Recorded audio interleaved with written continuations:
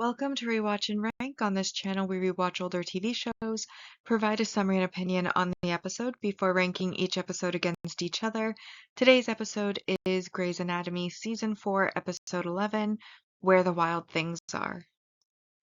Episode in a nutshell is a brief reminder of what happens in the episode. So as always, we'll start with the patients. First patient is a man who comes in with a sprained ankle. Due to a competition that's taking place, Izzy decides that there might be a deeper cause for the sprained ankle and runs a bunch of unnecessary tests on this man, putting him through a day of stress and worry that he might be dying, something might be wrong with him, only to find out he just had the flu and the lightheadedness from the flu is what caused him to sprain his ankle, and nothing was actually wrong with him. And then the remaining 3 patients of this episode were patients due to a bear attack. Two of the patients are brothers, and then one is the wife of one of the brothers. One of the brothers decided to touch a bear cub despite knowing better, and ultimately it is found by Meredith that he has a brain tumor, one that isn't able, at least at this point in time in the series, to be able to be operated on.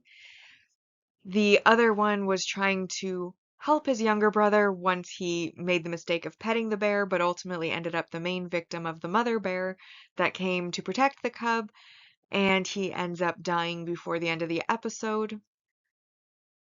And then lastly, we have the new wife, who is one of the reasons that they suspect a brain tumor because he married the rebound girl, which is the third patient, and she ended up being scratched, but she just had a superficial scalp wound, one that just needed stitches, and her hairline would hide the scar, so like nothing ever happened. That's the patients of the episode. We then have our surgical competition that's taking place over the course of the episode. It's implied that Izzy, Christina, Meredith, and Alex have been living at the hospital for the last 14 days. Competition ends the night of this episode, and they gain points for doing surgeries, watching surgeries, per suture, etc., etc. And whoever has the most points at the end gains the Sparkle Pager, which is a special pager that allows the person to steal surgeries for the next 3 months. Ultimately, Meredith ends up winning because a medical mystery is worth 80 points, which puts her above everybody else. And Izzy puts that first sprained ankle patient through all of the unnecessary tests to find out he just has a mild flu because she wants the medical mystery points because she's behind in the competition. Yang was winning, however, she puts her cardio dreams first when Han invites her to watch a surgery. Even though it's only worth 3 points, she does that and prioritizes that.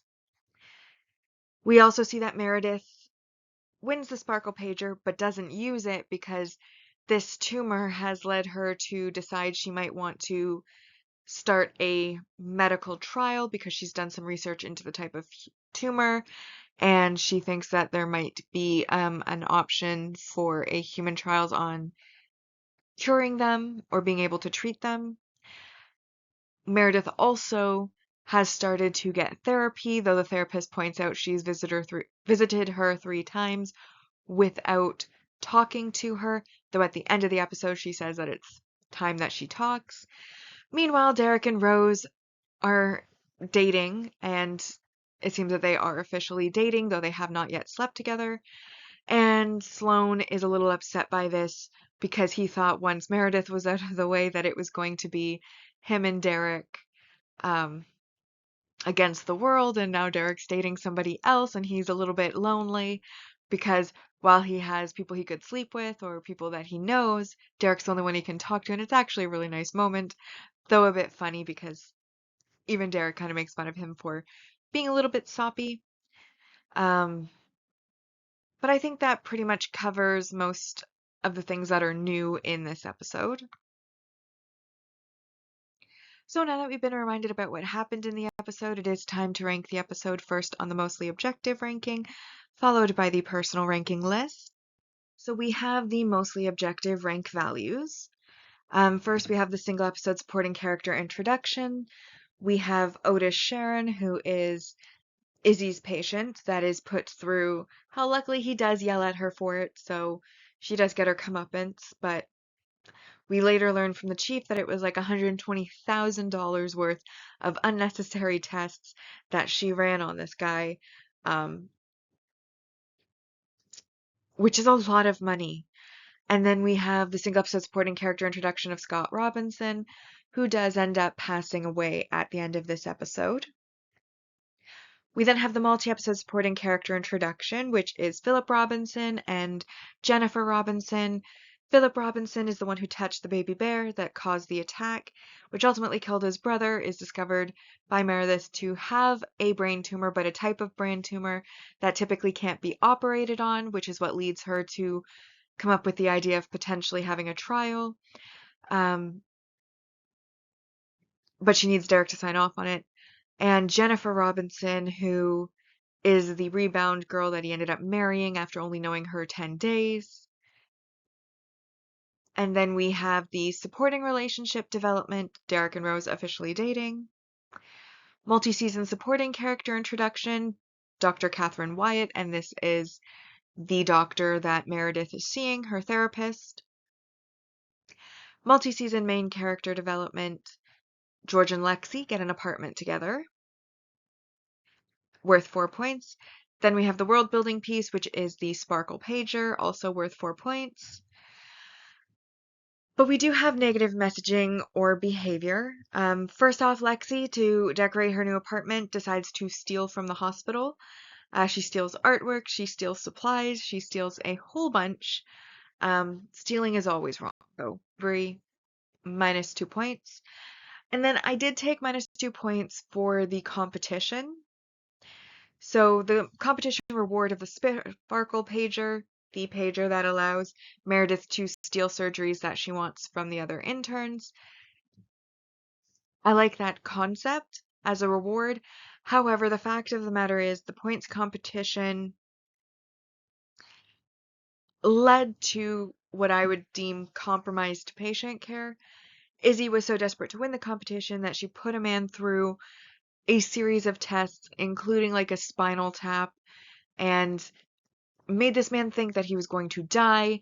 He now owes the hospital $120,000 to find out he had a mild flu because she wanted to find a zebra where there was only a horse. And I think that that's really, really bad, especially because, unlike in other countries, in America, the patient is the one responsible to pay for everything the hospital does. So if you get a doctor who's looking for a zebra where there's a horse, now he's out $120,000, which most people do not have just lying around. That man's probably in debt for a good number of years of his life now going forward, and he wasn't young because she wanted to find a zebra. I think that is absolutely disgusting behavior. It's deplorable. Horrible patient care, and while she does acknowledge it, they just don't treat the money aspect as being all that important. But I'm like, personally, I feel like that is probably the most important thing. Like a day of stress and some painful tests that were unnecessary, that's something someone could get over pretty quick. That's something they could move on from. They may not trust doctors as much going forward, but ultimately, like, it's not going to have a huge impact on their life. But $120,000 is a huge amount of money. Some people's salaries don't even make any, like, that could be like 3 years of someone's salary if they make 40,000 a year, but they still have to live and have expenses. So how many years of their life would it take for them to be able to pay that off? Probably a good many. And like I said, this patient was not young. So I just really didn't like how that happened. And you could argue that the competition made it so that Meredith would be able to um, find the tumor. However, I also feel like Meredith's patient care was the same as it usually is, so she probably would have found it out anyways. So I don't necessarily think that the competition impacted that. It's just it allowed her to win, but as is shown by the fact that she ignores the Sparkle Pager and she does a bunch of research to try to save this patient, she obviously forms some form of connection there or bond there that's now made her not really care about the competition. So I don't believe that the competition was the reason she found that tumor, but it was the reason that Izzy compromised her patient care. That is why I took 2 points for this competition. And ultimately, that does leave us with 15 points, so it is a 10 out of 10 episode. That brings our mostly objective ranking list to in first, a change is going to come, physical attraction, chemical reaction. This episode comes in third place, where the wild things are. It is in third because when more than one episode has the same score, it is ranked in episode order. Then we have Kung Fu Fighting, Love/Addiction, Haunt You Every Day, Forever Young, Let the Truth Sting, Lay Your Hands on Me, Crash Into Me, The Heart of the Matter. My personal ranking for this episode is also 10 out of 10, for many of the same reasons as the objective ranking list, though I do want to cite the moment between Derek and Sloane. Sloane says he doesn't like Rose, but decides to give her a chance because it's Derek, and then has that moment where he's like, I thought it would be you and me against the world, and then you started dating right away. There is also, pretty much actually, no, that's it. Well, there's a friendship between Erica Hahn and Callie, but that was started in the previous episode, so I don't really count it too much. In this episode, we just see that their friendship has become stronger. But overall, I really enjoyed the episode. I thought that it was interesting until it started negatively impacting patients. I thought that the concept of the competition was fun. I also like the reward for the competition and how the person who won it was the most deserving of it because they don't actually she didn't end up using it when she could have. Um, Overall, like I said, I'm going to give it a 10 out of 10. Is it the best episode of the series? No, but I do think that it is worth a 10 out of 10, even with me not necessarily liking the competition. And of course, Lexi going through and trying to steal everything from the hospital. Thievery is always wrong, but I did find it funny. So that was another bonus. Anyways, it is my favorite of the season so far, so I did put Where the Wild Things Are in first place, followed by Physical Attraction, Chemical Reaction, A Change is Gonna Come, Haunt You Every Day, Love/Addiction, Forever Young, Lay Your Hands on Me, Let the Truth Sting, Kung Fu Fighting, Crash Into Me, and then in 11th place, The Heart of the Matter.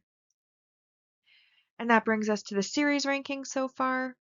On both, no, on the first list, mostly objective ranking list, the seasons are ranked in order, so season 1 in first, followed by season 2, season 3.